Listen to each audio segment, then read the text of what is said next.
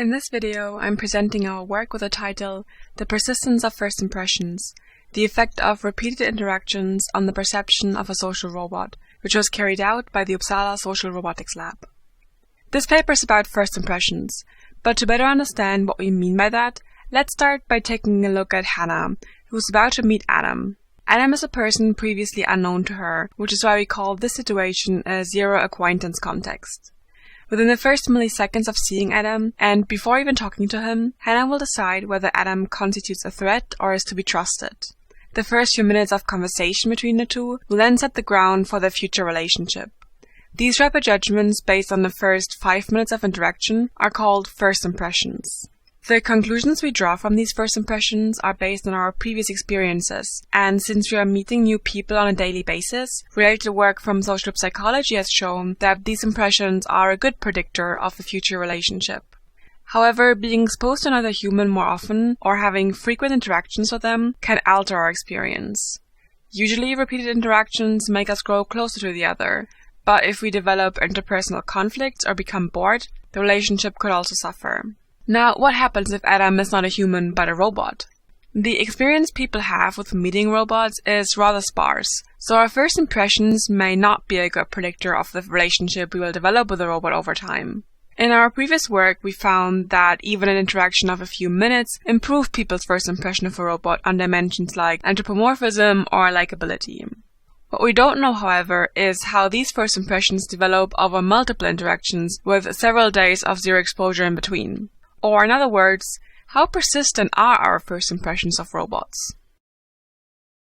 Following up on our previous research, the study we present in this paper is aimed at better understanding how playing a collaborative game with a robot in comparison to just having a social chat influences people's initial perception of the robot.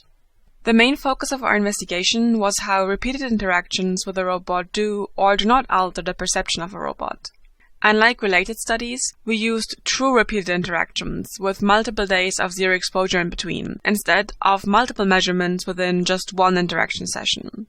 We also kept the type, structure, and length of the interaction constant across the 3 sessions to reduce the confounding factors observed in other long-term investigations. Since people had multiple days of zero exposure in between their interaction sessions, we were also interested in the effect that these times of no exposure had on people's perception of the robot. In other words, would they recall their interaction with the robot differently after they had some time to process it?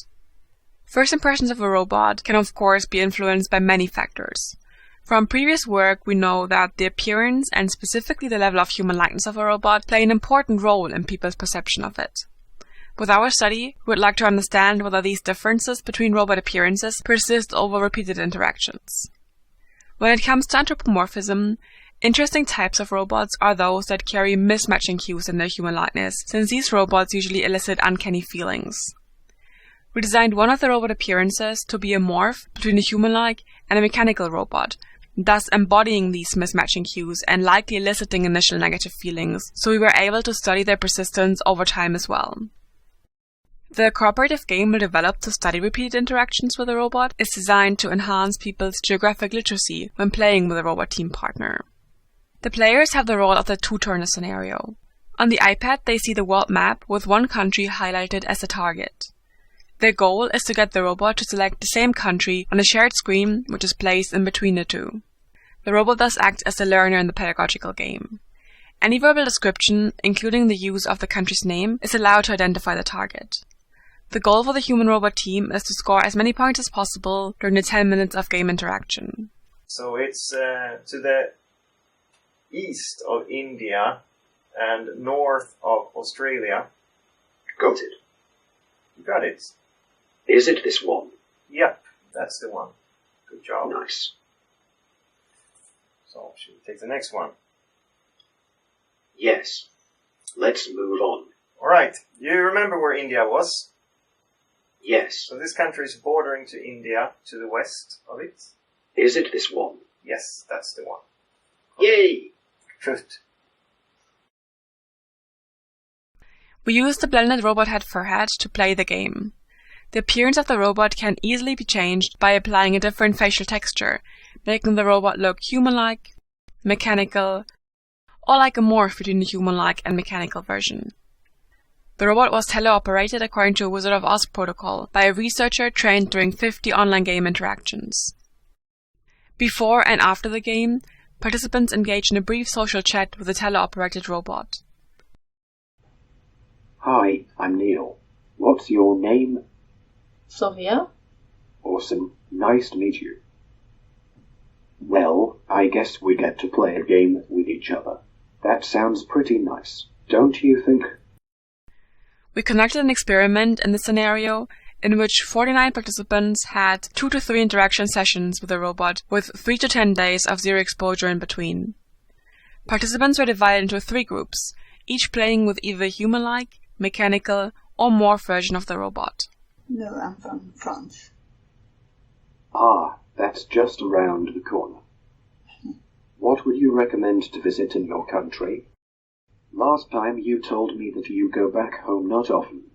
Do you miss being in France? A little. It's nice here, so it's okay. What do you miss about it? The food. Have you been to one of those countries before? I have to some of them. Which one? I've been to Ireland and I've been to Southeast Asia. I had a lot of fun playing with you. I am very sorry that this is our last meeting. Would you like to meet again in the future? Yeah, why not? Nice. At different times throughout the interaction session, participants were asked to report their perception of the robot on multiple dimensions, including their perception of the robot's anthropomorphism, likability, and discomfort with it. We found repeated interactions to have an overall positive effect on people's perception of the robot. In line with our previous work, we found that merely interacting with the robot for an extended period increased the robot's perceived anthropomorphism. The perceived anthropomorphism was then stable for the second and third interaction. Interestingly, people's recall of the robot's human likeness was inaccurate to the disadvantage of the robot. They recalled the robot to be significantly less human-like than they rated it at the end of the previous session. We hypothesized that the widespread conception of a robot as a mechanical device might have distorted the mental image of the robot. While the perceived anthropomorphism stabilized after the first game interaction, likability and perceived threat were less persistent.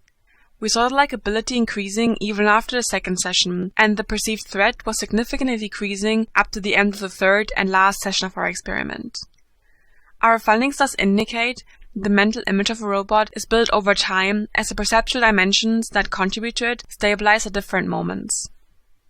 Our results suggest that the effects of repeated interaction with the robot generalize across all levels of anthropomorphism that we investigated. This implies that initial biases against the robot do not wear out over time. Participants judged the human-like robot as more competent, warmer, and talked with it as with another person only based on its human-like facial appearance, and these differences in judgment persisted even after 3 exactly identical interaction sessions. Even though a robot had very advanced remote-controlled interaction capabilities, it could not recover from its initial unappealing appearance when applying the texture of the morph between the human-like and the machine-like version. Our findings are important for the HRI community in several ways. First of all, by assessing the perception of a robot at different moments, we find that perceptual dimensions evolve differently over time. By highlighting that initial biases against robots persist over time, we strengthen the importance of a robot's visual design, but also shed new light on the persistence of the uncanny valley effect. We also show how pre-existing expectations can influence people's situated perception of a social robot and negatively impact how they recall a robot after several days.